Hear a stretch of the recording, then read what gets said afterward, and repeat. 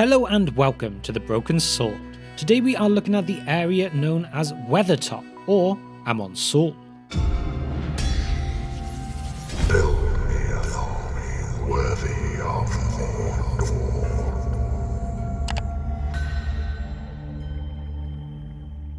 Weathertop is the southernmost of the Weather Hills, which is a range of hills that are in the centre of the region of Eriador, with them running through the lands of Breland and the River Horwell. Of the peaks of this range, Weathertop is the one that is considered the most significant of them all, laying at its southern end, next to the Great East Road. But you may be wondering, how did this somewhat random peak of a mountain range become an important location within the histories of Middle-earth? Well, we will be going back to the Second Age, but first let's look at Strider's description of it from the Lord of the Rings chapter of Strider. "Weathertop?" said Sam. "What's that?" It is a hill just to the north of the road, about halfway from here to Rivendell. It commands a wide view all round, and there we shall have a chance to look about us. Gandalf will make for that point if he follows us. After Weathertop our journey will become more difficult, and we shall have to choose between various dangers. That is our first introduction of Weathertop in The Lord of the Rings, but like I said, it had been around for a long time before that. This area came into prominence more from the days of Arnor in the Second Age, as it was a central point of this kingdom. The almighty founder and first High King of the Dunedain, Elendil, had placed great importance in a watchtower that was built at its peak. It stood and formed the boundary between the lands of Arthedain and Rhudaur in its earlier days, and Elendil chose this place to be where he had stored the PALANTIR, which, if you are not aware, are seeing stones that were originally created by FEANOR, the eldest son of Finwë and king of the Noldor. At one time there had been several of these stones, and they were used by the line of Elendil and the ruling stewards of Gondor for a time after. Although as the years passed, some were stolen by the likes of Sauron and Saruman to be used as a way to spy on the lands. These stones were used to be able to communicate with others who possess one of the other Palantiri over any distance and see virtually any part of the world as well. A significant moment in the story of the Watchtower of Weathertop was towards the end of the Second Age, just before the final battle of Dagorlad and the siege of Barad-dûr. Here in this time, just before the War of the Last Alliance, Elendil stood and watched for the coming of his allies, who were the hosts of Gil-galad, coming to deal what would be a deadly blow to the Dark Lord. From here this army would go on to eventually bring down Sauron, and time would then pass on into the Third Age of Middle-earth.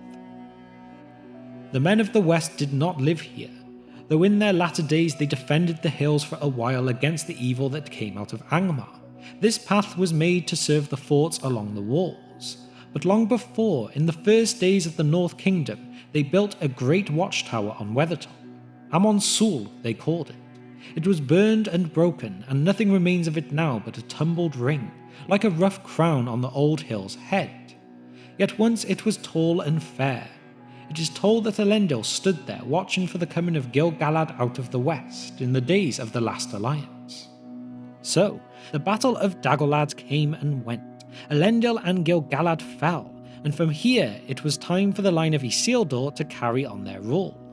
Few generations would pass before it eventually came to the 8th heir of Isildur, who was also the 10th king of Arnor, a man named Eärendil.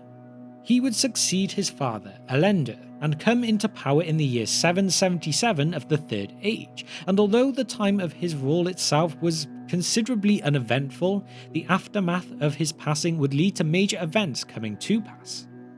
After Eärendil's death in the year 861, the lands of Arnor became split. During his life he had had 3 sons, although only Amleth of Fornost was actually named, as he was the eldest son and therefore his true heir. These sons would, due to their jealousy, split Arnor into 3 separate kingdoms, and these would be known as Arthedain, Cardolan, and Rhudaur. One of the main points of tension between these 3 brothers was in fact Weathertop, or perhaps more precisely, the seeing stone that was kept inside of it. After all, this watchtower sat on the exact point where the 3 newly split kingdoms would meet.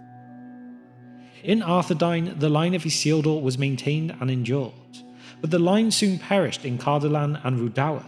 There was often strife between the kingdoms, which hastened the waning of the Dunedain. The chief matter of debate was the possession of the Weather Hills and the land westward towards Bree. Both Rhudaur and Cardolan desired to possess Amon Sul, Weathertop, which stood on the borders of their realms, for the Tower of Amon Sul held the chief Palantir of the north, and the other two were both in the keeping of Arthedain. So as we see, over time the lines of Cardolan and Rhudaur failed, and it was through the line of Amleth in the kingdom of Arthedain, as a direct descendant, that the Aragorn we all know and love would come to eventually reunify the lands of Arnor and Gondor. But let's just quickly pause this video here for a second so I can quickly mention a link to this video, and that is with the channel that we used to have called History of the Ages. For those of you who don't know, we have rebranded this into the channel now called the Tabletop Alliance, where we will be playing all sorts of Middle-earth type games, including the likes of the One Ring D&D, console games, card games, and even the Middle-earth strategy battle game. And this is where the link comes into play, as our first Warhammer gameplay was playing out the scenario of Weathertop using the awesome piece of scenery created by Nat1 Videos. So please head over to that channel and check it out if that kind of video would interest you. Links of course will be in the annotations and in the description below. But now that has been shouted out, let's travel back to Eriador. So, this great watchtower of Weathertop, or Amon Sul, was a very important area that was really in high demand. So just how did it go from this place of power to the ruins that we end up seeing in the Fellowship of the Ring? Well, to reach this point, we need to now go forward a few hundred years. That is until we reach the reign of Argaleb I, who would be the 15th heir of Isildur and now the 7th king of Arthedain. It would be the year 1349 of the Third Age that he came into power, and by this point the lines of both Cardolan and Rhudaur had already failed. Therefore, Argaleb had the dream of reclaiming both of those areas of land with the plan of reuniting the realm of Arnor. However, this would be no simple task. During this time, one of Sauron's greatest servants, the Witch-king, had been building strength to the north of him in Angmar, and continued to be a thorn in his side. Argaleb would actually fall in battle with the hillmen that the Witch-king had sent to Rhudaur in the year 1356. However, before this battle, Argaleb had spent a lot of time fortifying his defences and borders. This included the addition of added defences upon Weathertop. Despite Argaleb falling, these defences would continue to hold strong for 50 more years. But nonetheless, in the year 1409 of the Third Age, the Witch-king of Angmar finally had gathered a force with such strength that those defences could no longer withstand the assaults. A great host came out of Angmar in 1409, and crossing the river entered Cardolan and surrounded Weathertop. The Dunedain were defeated and Arveleg was slain. The Tower of Amon Sul was burned and razed, but the Palantir was saved and carried back in retreat to Fornost. Rhudaur was occupied by evil men subject to Angmar, and the Dunedain that remained there was slain or fled west. And just so you know from that quote, that man that was mentioned named Arveleg was the son of Argaleb, just so you have the context. But anyway, the once great watchtower, what was seen as a beacon of hope back from the days of Elendil, was now nothing more than some ruins on top of the hill.